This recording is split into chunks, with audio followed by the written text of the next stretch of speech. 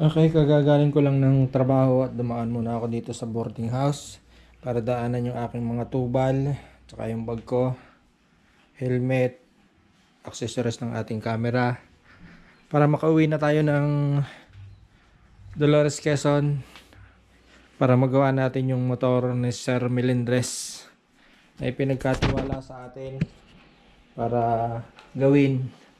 Ang issue ng kanyang motor ay lilinisin yung panggilid at gagawin yung kanyang manibela gawa ng may kabig daw. So yun ang ating gagawin. Basta lahat na kung ano yung makikita nating issue doon sa motor niya ay gagawin natin. Ayusin ko lang itong aking gamit.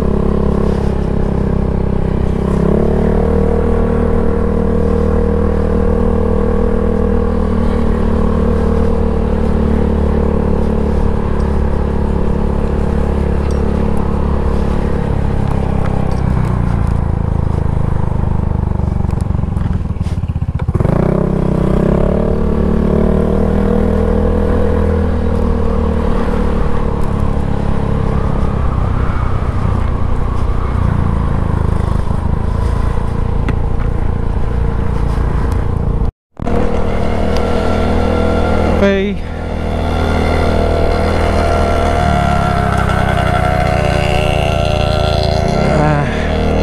Nakalis na ako ng boarding house. Tika.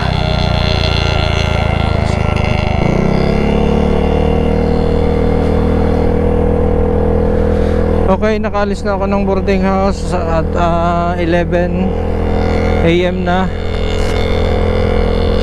Diretso na tayo ng Dolores, Quezon.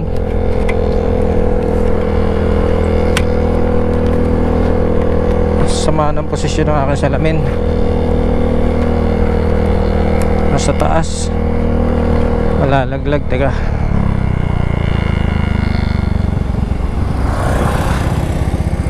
Nalaglag ang salamin ko.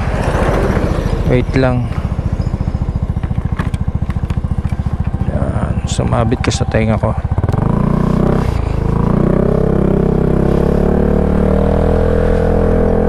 Okay, good. We're good.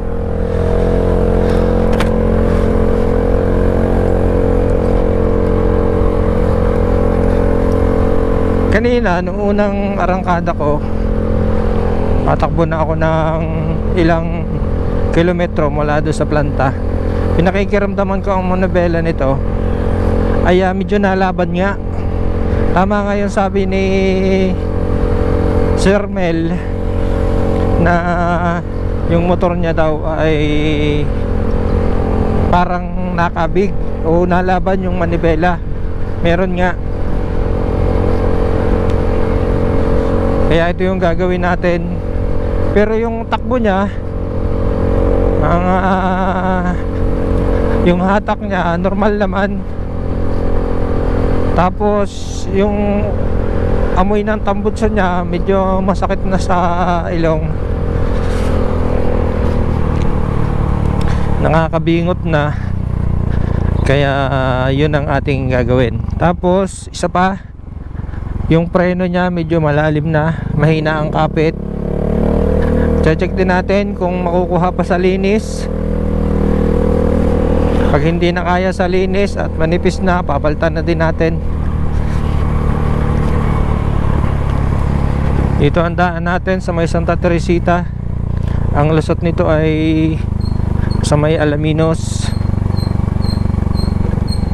At ito yung natatakutan kong lugar. Dito ako na-aksidente noon. Aray ko, MIUI din ang dala ko. Kaya ako medyo may takot na sa MIUI eh. Hindi na komportable magdala ng scooter.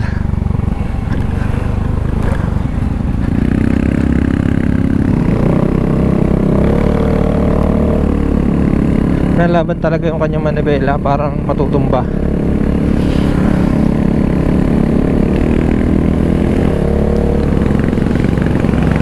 Shoutout nga pala kay Sir Melendres, maraming salamat sa iyong pagtitiwala. At syempre, mga subscriber natin sila ay nagtitiwala sa atin. Maraming salamat.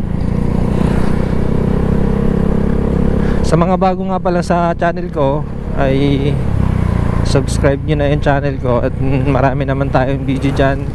Baka meron kayong mga kailangang video, ay puntahan nyo na yung ating YouTube channel. Subscribe nyo na. Hanap kayo diyan ng mapapakinabangan yung video. Baka meron, sakali. Tingin lang kayo dyan mga boss. At dati ko naman ang ginagawa itong pagdadala ng motor galing sa trabaho.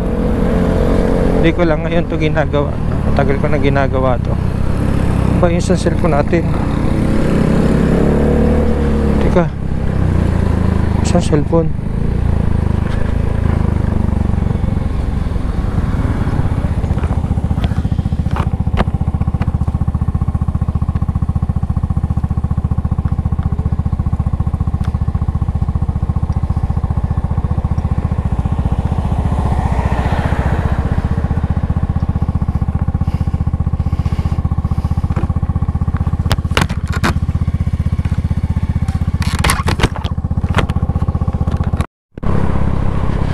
Dito na tayo sa may Alaminos, labas ng Maharlika Highway galing ng San Miguel. Tayo na yung nasa highway na. Ang direksyon natin ay papunta ng Bicol, papuntang south, para marating natin yung Dolores, Quezon. At yung nakikita yung overpass na yan ay expressway yan. Expressway TR4 papunta ng Lucena City. Share ko lang sa inyo dahil darating ang araw, madadaanan nyo yan. Itong binabaybay natin ngayon ay papunta to ng kabayanan ng Alaminos.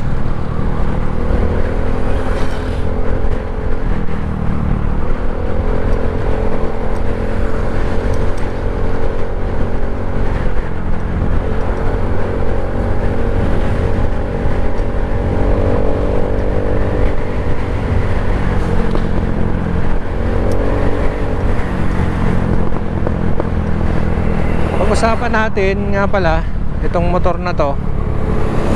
Papansin ko dito sa motor na to ay namumutok pala. Siguro kailangan i-check na din natin ang throttle body nito. Tingnan natin kung kailangan natin siya linisin para lahatan na. Gawa nang yung may-ari nito ay maingat sa gamit. Dahil sa ingat niya sa gamit, inabot ng 3 taon bago siya magpa-PMS. Pero tanyo naman, kahit matagal siya magpa-PMS, napakaganda pa ng kanyang motor.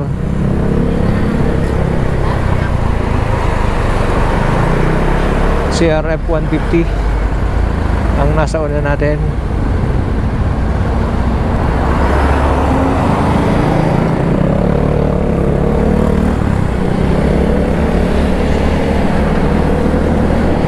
Medyo malikot ang driving dito, gawa ng unang-una yung manibela nga natin ay ayaw sumama, nag-autopilot. Kaya pag tumigil tayo ay kailangan natin siyang pilitin para lang sumama sa atin.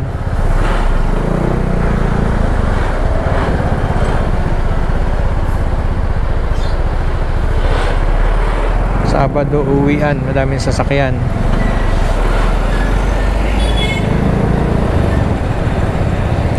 Pagka kayo ay magpapa PMS ng motor ay siyempre yung pakaramdaman nyo yung sarili nyo kung hindi na kayo komportable sa inyong motor. Pangalawa ay syempre may sinusunod diyang kilometer kung ilan, kung kailan kayo dapat magpa PMS. So sundin nyo yun. Pero kung kayo naman ay napakaingat at halos kakaunti lang ang takbo ng motor nyo, ay pwede naman na patagalin nyo, ay didepende pa rin yon sa odometer ng inyong motor. Laging nasa odometer ng inyong motor. Hindi na tayo katulad nung dati na kailan natin gusto. May sinusunod tayong odometer para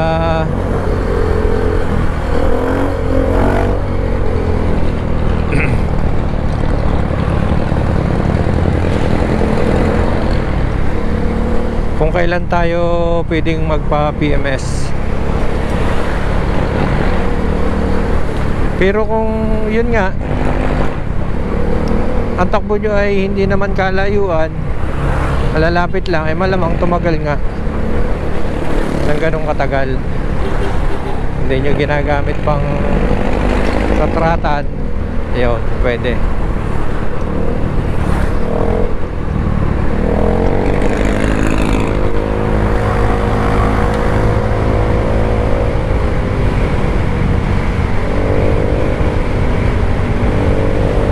Ayos pa eh. Pero may pakiramdam ako na medyo delay. Kaya kailangan na talaga itong i-PMS. Pero sa kanyang panggilid, parang kailangan linis lang eh.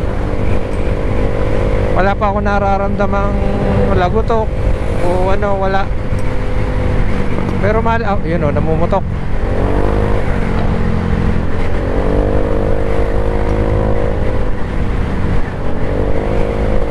Minsan wala, minsan meron. Baka nag-overgas. Ganun lang dapat yan eh. Namumutok eh. Yun nga, baka nag-overgas. Kaya sa mga daan,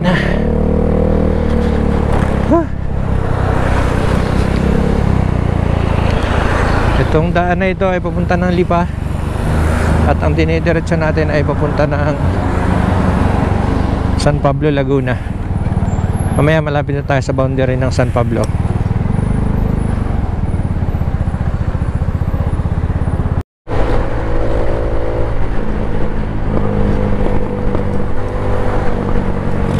Namumutok. Ang takbo ko lang naman ay 60.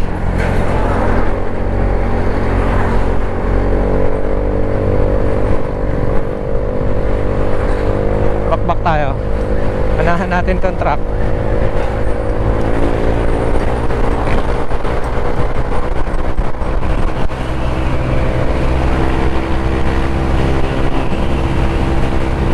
May kaunting delay nga. Linisin na din ng throttle body. Parang ano, namumutok. Parang nabibilaukan. So shout out sa'yo, Sir Mel. Paano yan? Oops. Paano yan, Sir Mel? Ayari, titirahin ko na din ng ano, throttle body. Namumutok ko eh. Check na rin natin ang throttle body nito. Ang takbo ko ay 70.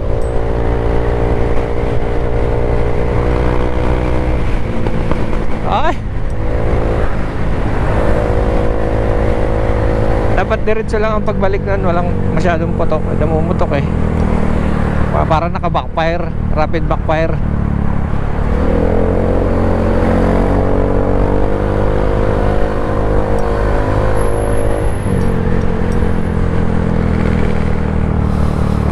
Okay, malapit na tayo sa boundary San Pablo, Laguna. Alaminos, Laguna, San Pablo, Laguna. Dito na tayo sa may Honda.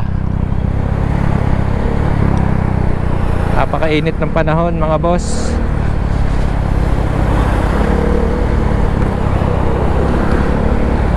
Parang masusunog na ang aking kamay. Nakakapaso ang init.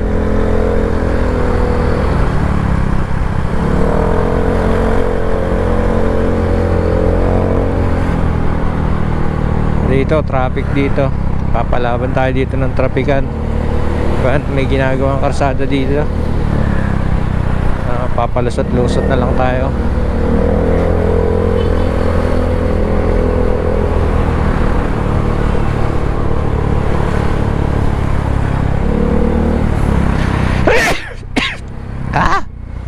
Excuse me po. May gulong. Are traffic, may ginagawa. Kasada.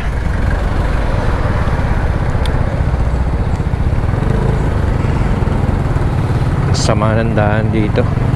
Sana pag nagawa yung karsadang yan, mga 10 taon na bago gawin uli. Hindi yung taon-taon halos ay ginagawa.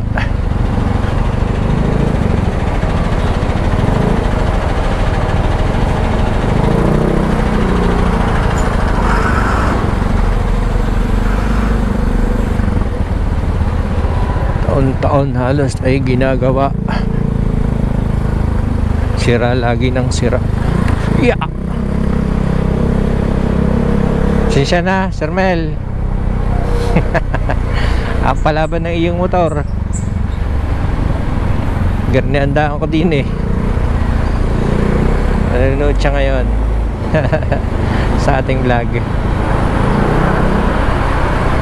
Medyo pangit ang daan dito, Sir Mel. Dahil ito, Sir Mel, ay ginagawa ang karsada. Pagkaano, 2 linya ang ginagawa. Kaya ang dinadaanan ngayon ay 2 linya din lang, hati pa. Hindi pala. Isa dun sa kabila, 3 dito. Malaki na pala, hindi katulad dati. Kaya traffic. Ang init, lalo nang ang init.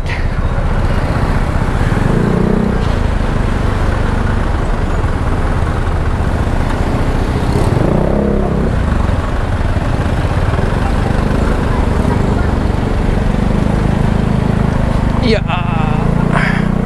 Okay lang ye. Okay lang pre. Na idaan mo yan dyan. Basta wag mo lang isasabit. Sabihin sa akin, sir, okay lang yan. Basta wag mo lang isabit. Yeah. Ay. Lang yan. Kung kailang garning panahon, saka sikal na sikal maggawa.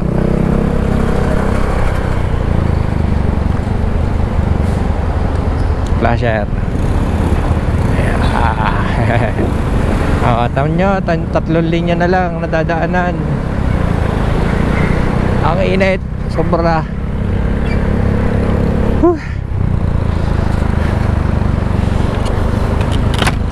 Pawisan ang mukha ko eh.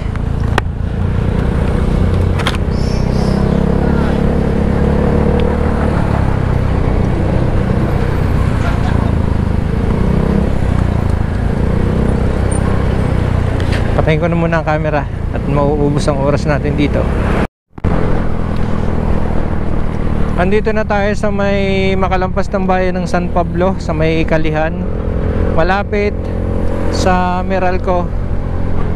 Ayan yung Meralco sa ating kaliwa. Banda-banda riyan, tayo ay kakaliwa na.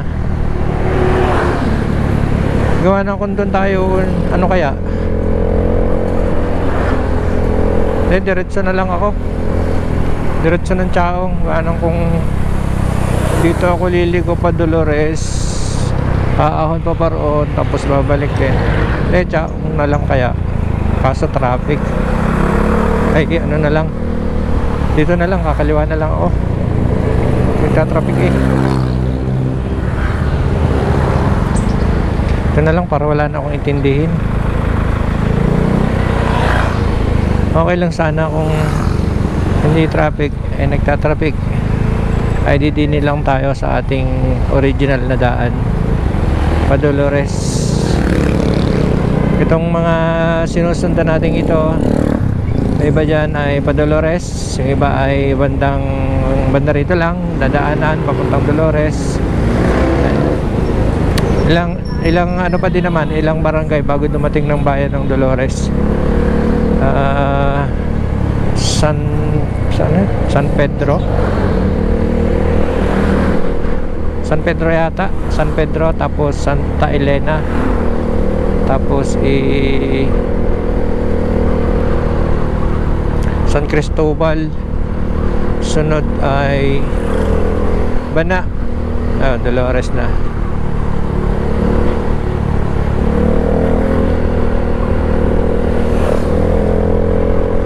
Yun na yung daan papunta ng Dolores, mga boss. Binabaybay natin. At shout out ulit kay Sir Mel. Aret, napasabak. Ay, saan kaya galing yun? Siguro sa Dolores yun. Dolorosa yun ah. Iginagala ang Dolorosa, Berheng Dolorosa.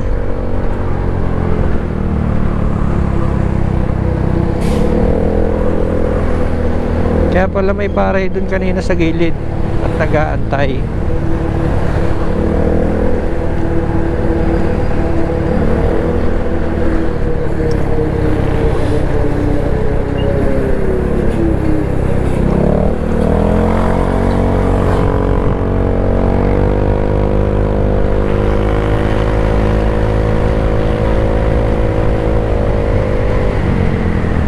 Aba, ang walang hiyang ito, parang tangay, nakakasura,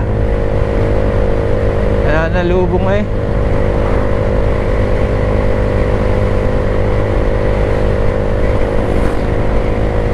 Itong madadaanan natin ay Montilago Subdivision.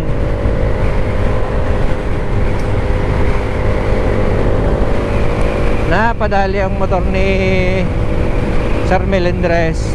Yan, Santa Elena. Tapos itong madadaanan nating may bakod na yan ay Montilago Subdivision. Ayan o, Montilago Subdivision. Dire-diretso lang tayo, dadaan lang tayo, wala nang tigil-tigil.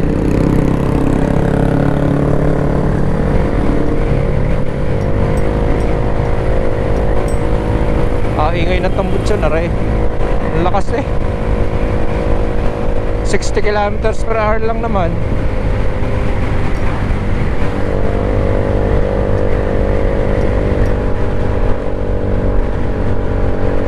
Lapit na tayo sa Dolores. Parang makulimlim dun. Uulan yata sa Dolores. Oops. Buti na lamang malakas pa ang preno na rin. Ano ga? May lalabas pala.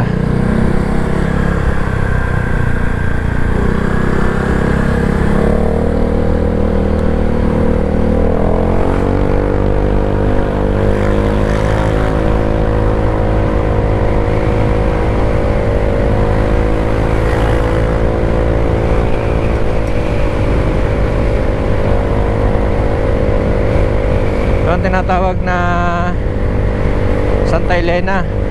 Kasunod nito ay San Cristobal. Ang karsada dito ginagawang parking. Gumanda pa ang kanilang parking noong ma-widening.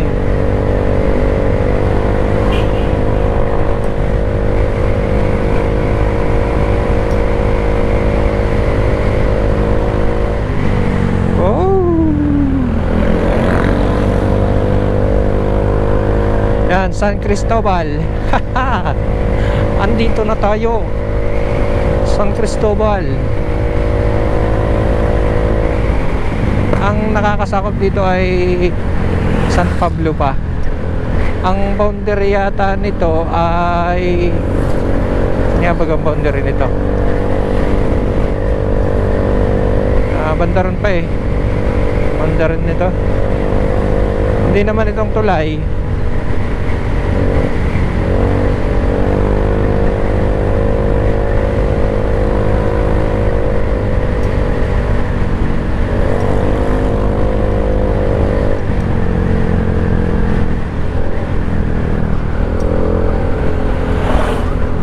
Banda-banda rin pa. At pagkatapos ng San Cristobal, sunod niyan ay Dolores na. Tingin ko kaya mo-overtake. Hindi kaya alam ko. May motor. Bagal nila eh. Ay magmamabilis ako. Do mali. Ano, pare ko eh. Itong NMAX nagpipilit. Mabilis daw siya eh. Mabilis daw kasi siya, kailangan niyang mauna. Siya daw ang magaling. Overtake daw siya kahit alanganin dahil mabilis siya.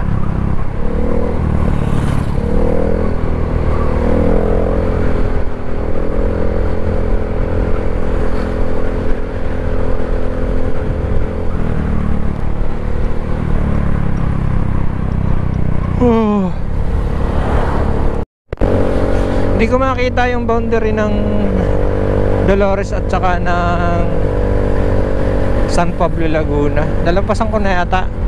Pero mga boss, ang papunta ng Bato Resort, Bato Spring, ay ari na.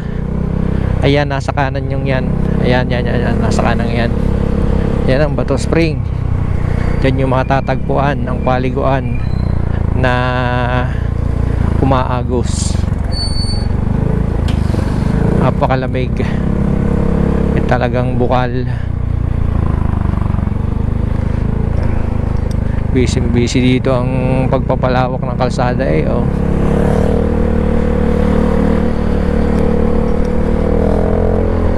Sa Dolores na tayo mga boss. Kayo ay naigala ko na nung mula San Pablo hanggang mula Lipa hanggang Dolores, Quezon. Dahil lang dito sa gagawin nating motor, mga ilang minutes pa tayo ay nasa bahay na.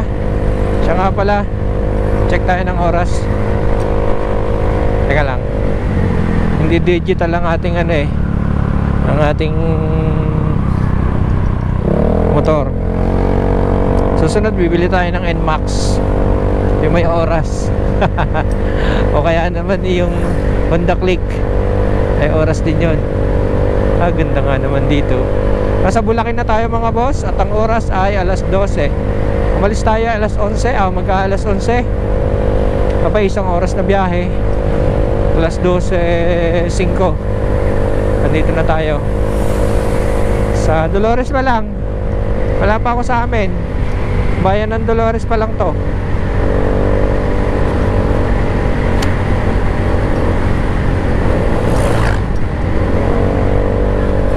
Ito tinutumbok natin ito sa mga gustong pumunta ng Dolores. Galing ka ng Meralco, kumaliwa kayo yan. Pag kumaliwa kayo dyan, pupunta yan ng bayan ng Dolores. Tutumbukin nyo dyan simbahan. Tapos pag kumanan kayo dito, ito ang papunta ng Chaong. Pag papunta kayo ng Chaong, madadaanan nyo ang amin.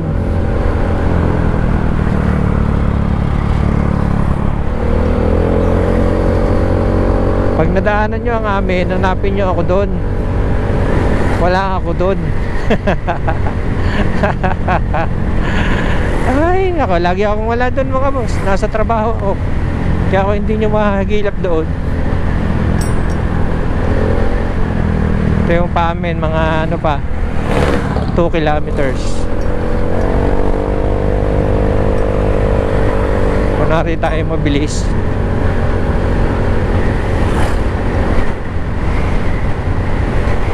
Nangangain na ng kasalubong.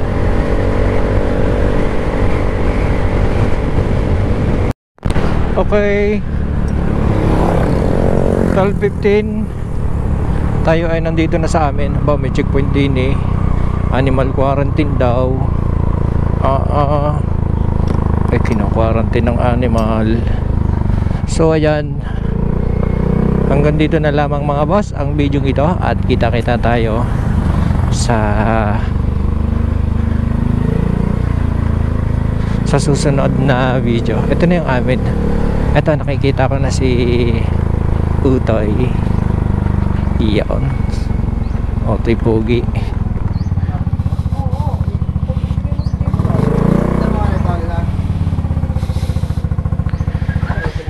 Huh. Ano yung ginagaya ko ng French oil? Init. French oil.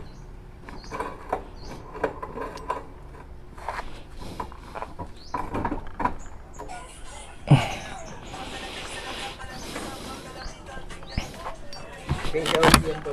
Ha? French oil. Lahat. PMS. Lahat. Ano yung... Eh, ganyan kasi yung picture mo. Pag sa gilid mo, May kabig. Na ano siya? Na may kabig? Na laban? Oo. wala na. Palit na ano? Knuckle bearing. Tapos ang baho na ng usok. No? Ang baho na ng usok.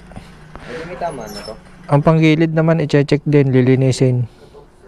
Basta lahat na.